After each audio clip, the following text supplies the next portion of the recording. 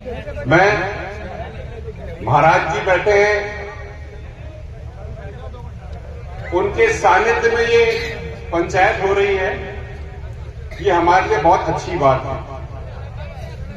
दूसरी बात, मेरे हिसाब से समाज की पंचायत में हम सब बराबर होते हैं, कोई बड़ा नहीं होता, कोई छोटा नहीं होता, कोई पद नहीं होता, कोई कुछ नहीं होता। इसलिए पूरी सरदारी को मेरा ढेरों राम राम, और जो 70 साल से ऊपर है उसको डबल राम राम राम देते रहना, ज्यादा दिन के नहीं हो।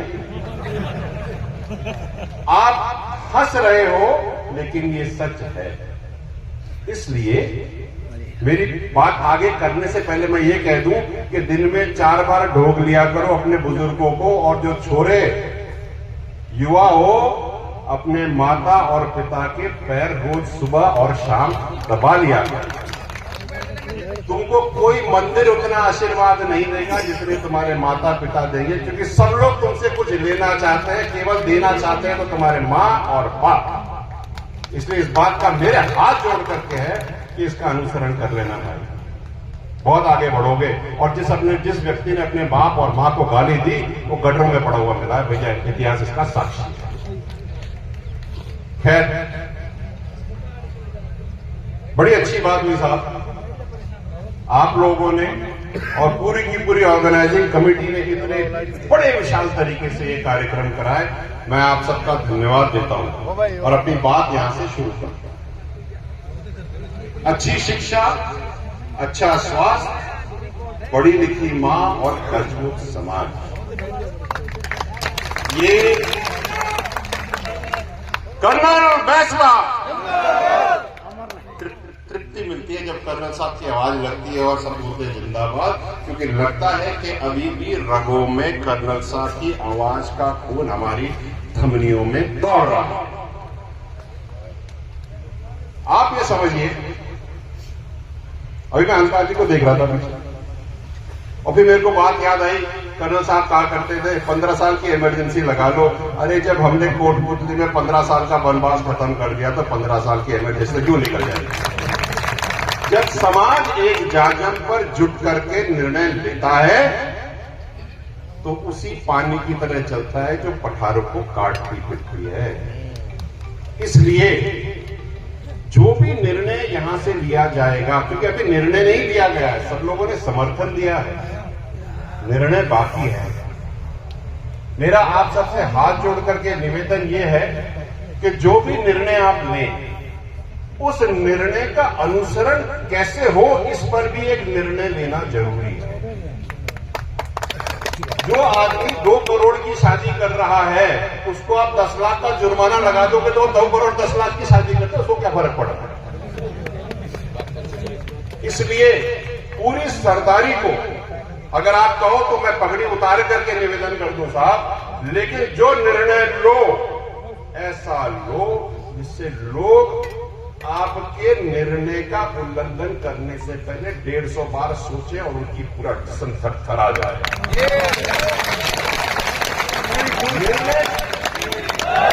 निर्णय क्या लेना है, कैसे लेना है, उसकी कार्यप्रणाली कैसे होगी, ये यहाँ के जितने भी हमारे सरदार हैं, पटेल हैं, जिन्होंने हमारी जिंदगी हमसे ज्यादा जी है, उनको ज्यादा पता है। छोरे तो साइड निकाल लेंगे, गैर निकाल लेंगे। इसलिए मेरा निवेदन है, इस पे विचार करें, जो भी करें आज जाने से पहले करके जाएं, कल के लिए इसको ना छोड़ें। जो दंड है नहीं होना, चाहे दंड हो चाहे कोई और कार्यप्रणाली हो, लेकिन लेनी तो यहीं से होगी साहब। मेरा निवेदन ये था, मैं पूरे राजस्थान में घूम रहा हूं, इसलिए मैं भी आज एक मशाल तो मेरे साथ रहती है, एक मशाल डबल लेके चलूंगा कि जो निर्णय आप आज यहां से लोगे उस निर्णय का अनुसरण मैं हर गांव में, हर जिले में जाकर के करवाऊंगा। ये मेरा निर्णय है और इसमें मुझे आपका साथ चाहिए, चाहे रात हो चाहे दिन हो, क्योंकि कुप्रथा तो रात को भी उतनी कुप्रथा है जितनी दिन में। भाई बैठ जाओ, जरा 2 मिनट बात कर लें। एक बात मैं कहना चाहता हूं, कुप्रथाओं की बात हो रही है तो ये छोटी सी कर भी दूं कहा करते थे लड़कियों को पढ़ाओ, आगे बढ़ाओ। साहब 10 साल में लड़कियां तो खूब पढ़ गई, छोरे कहां रह गए? भाई छोरे कहां हैं? छोरे तो मोबाइल फोन में। मैं आप सबसे पूरी सरदारी से मेरी बात गांठ बांध करके घर लेकर के जाना, और सबसे एक बार हाथ जोड़ के निवेदन है, कह दे साहब यहाँ पे लग गया फोन, ये पे लग जाएगा, हथियार है, इससे गोली आप खुद को भी मार सकते हो और अपना भविष्य भी बना सकते हो। भी कम है। शकुंतला जी राम राम।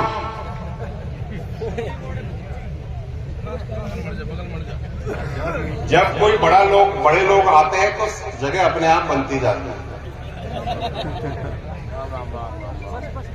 जी राम राम। आइए आइए।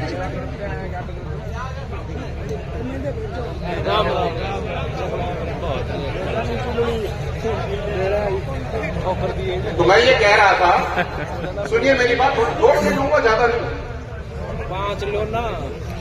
अपने फोन से अपना भविष्य बनाना महाराज। और एक बात मैं कह के जा रहा हूं यहां पे सारे युवाओं को और सब लोगों को कि आज बहुत अच्छा दिन है। आज गुर्जर समाज की ताकत का असली उदाहरण है कि जो लोग हमें पॉलिटिकल पार्टियों में बांटते फिरते हैं उनको दिखा दो, बीजेपी भी यही है, कांग्रेस भी यही है, सपा भी है, सारे यही है। और जो ये जाजम बैठ के कर सकता है, दुनिया सोच भी नहीं सकती कि हमें कितना बवंडर है अगर करने बैठ गए तो। आप सबको मेरा नमन, मेरा राम राम। सर्वप्रथम मैं कोटपुतली को बधाई देना चाहती हूँ। जिन भाइयों ने इस कार्यक्रम रखने की पहल करी, ये पंचायत रखने की पहल करी, आप सबको साधुवाद। समाज से जुड़े बहुत ही गंभीर और हर व्यक्ति से जुड़े विषय को लेकर आपने सबको एक शामियाना के नीचे इकट्ठा किया है। सब जगह से लोग आए हैं। आपने समाज का दर्द समझा है और समाज की समस्या समझी है और इस समस्या का समाधान ढूंढने का आपने प्रयास किया है। इसके लिए आपको बहुत बहुत बधाई और हमारा आभार, वाकई में हमारा आभार कि आपने ये पहल करी है। बधाई आप सभी को जो यहाँ उपस्थित हुए हैं। इतने सौम्य, इतने सहज, इतने शानदार तरीके से आप यहाँ बैठ करके सबकी बातें सुन रहे हैं। भाई मुखिया ने सही कहा कि आंदोलन, आरक्षण आंदोलन के समय बहुत भीड़ होती थी, कई लाखों में भीड़ होती थी, पर ये जो भीड़ है ये उन लाखों से कम नहीं है, क्योंकि आप 33 तहसीलों से आए हैं और बहुत अच्छी आपकी उपस्थिति है यहाँ। आप सबको धन्यवाद। आप लोग कौन हैं? आप लोग कौन हैं जो यहाँ बैठे हुए हैं? आप सब कर्नल साहब की बहादुर कौम, उनकी दरिया दिल कौम के लोग हैं। आप सब कर्नल साहब के संघर्ष के साथी हैं। एक एक चेहरा आपका जाना पहचाना, उस संघर्ष में आप लोग इकट्ठे हुए। आपने बहुत बड़े बड़े काम किए, बहुत बड़े काम किए।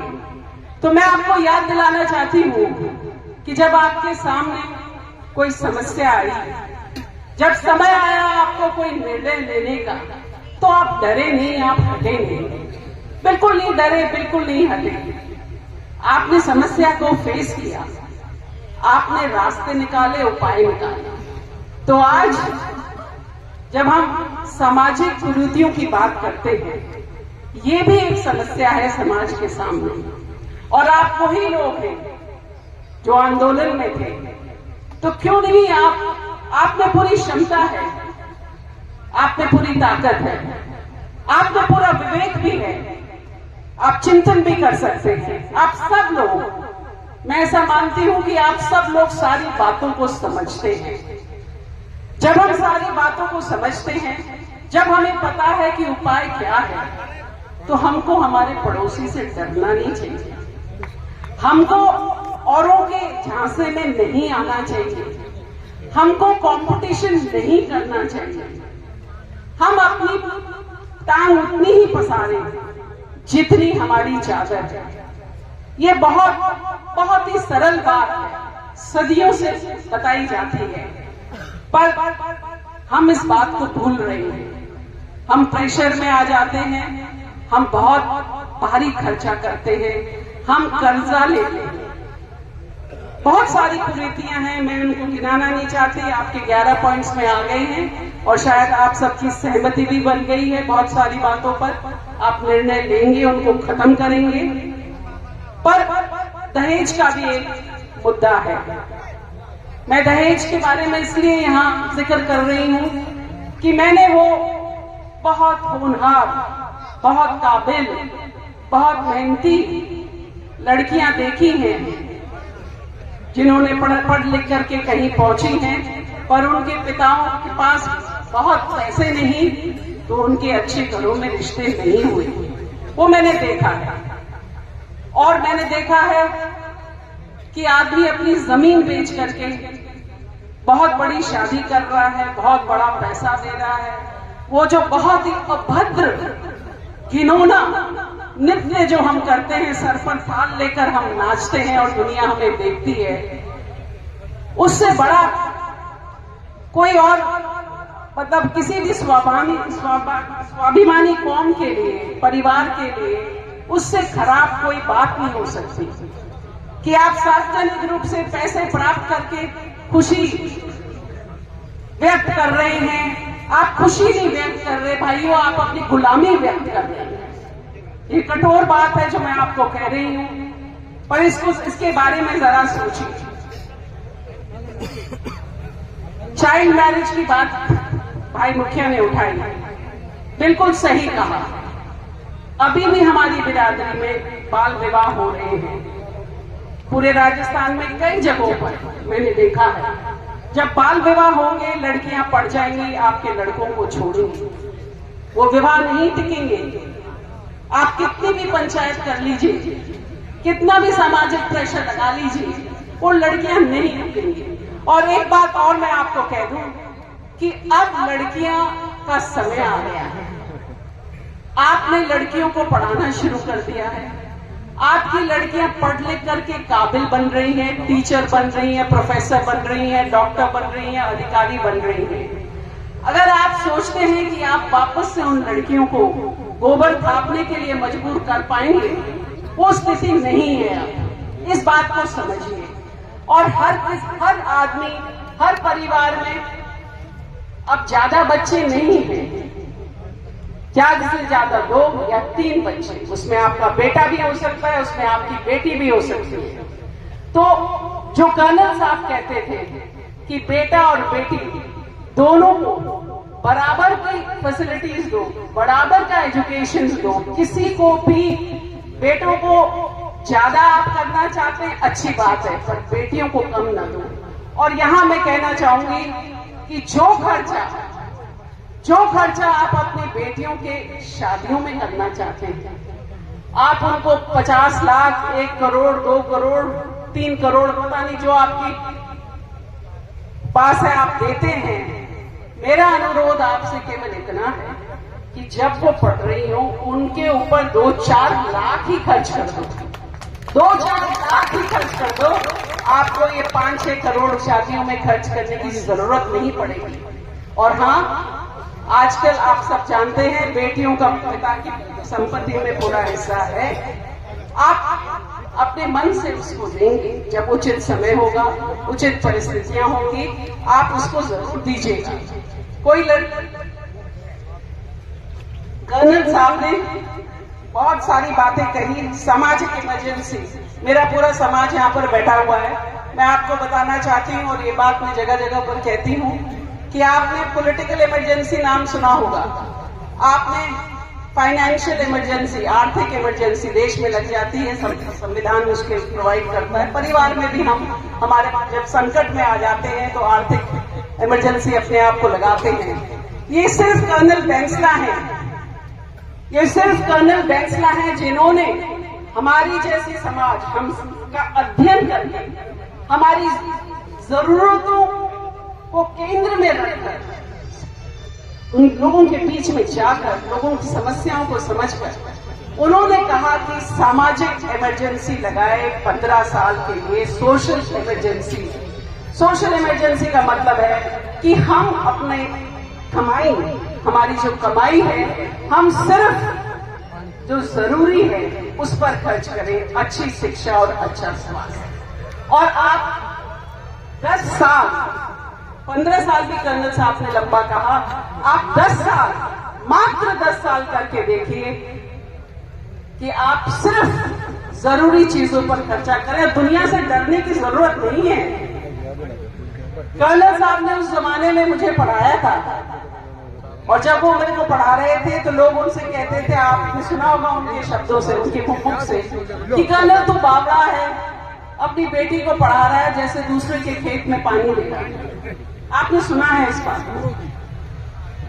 मैं बधाई देना चाहती हूँ इस क्षेत्र को कि आई थिंक विराटनगर या बांसुर की अभी लड़की पूनम कसाना जी सिविल सर्विसेज क्वालिफाई किया है और वो अधिकारी बनी है यहाँ से।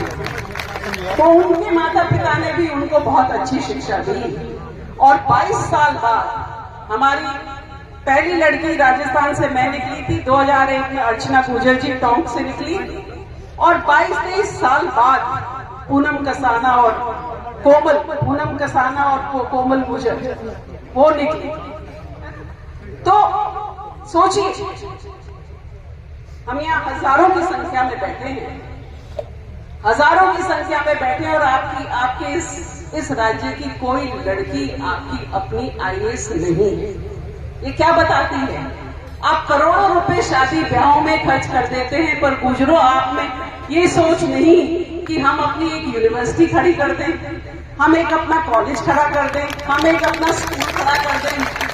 नहीं बनेगी अगर आपकी लड़कियां, आपके लड़के आईएएस आईपीएस नहीं बनेंगे तो आपकी भागीदारी प्रशासन में उतनी नहीं होगी जिस लेवल की आपको जरूरत है। इस बात को समझिए,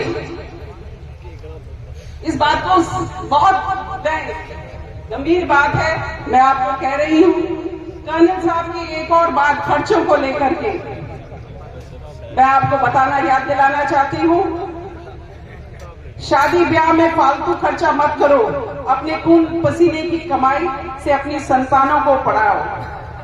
भाइयों, कर्जा मत करना, कर्जा 7 पीढ़ियों को खा जाता है और जवानी से पहले ही आदमी बूढ़ा हो जाता है। इतनी बिरादरी गंगे में इकट्ठी होती हुई, इससे भी और डबल आरक्षण के आंदोलन में तो देखी पूरे राजस्थान में।